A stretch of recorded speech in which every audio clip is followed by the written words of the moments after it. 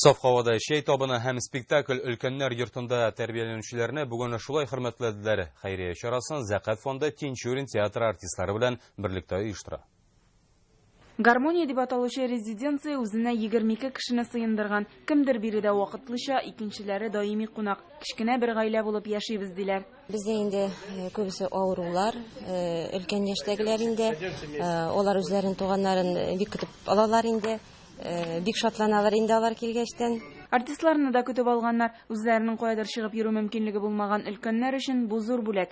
Мондый чараны Тинчурин театры артистлары Зәкәт фонды белән бергә даими оештыра. Балалар йортларына да баралар. Шу хәйри акция белән без тырышабыз өлкән кешеләрне күңелне күтәрергә, шатландырырга һәм игътибар бирергә. Бик уңайсызландым әле. Күрше әбиемне шараттым монда. Безгә гел кирип йөри торган, эш-пешмәк пешергәч тә безгә кертә торган, безнең аныкларны да карый торган. Мондагы әбиләргә, бабайларга шуны йөрәгемнән бөтен хисемне, аларны шатландырасым килә.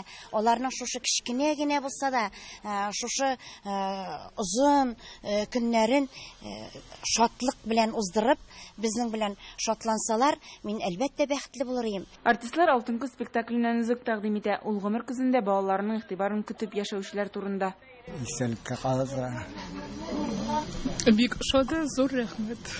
Табын янында туган көнен билгеләп үтүчеләрне дә тәбрикләделәр. Гөлнар Сайфетдинова, Лилия Миндубаева, Яңа Гасыр каналы.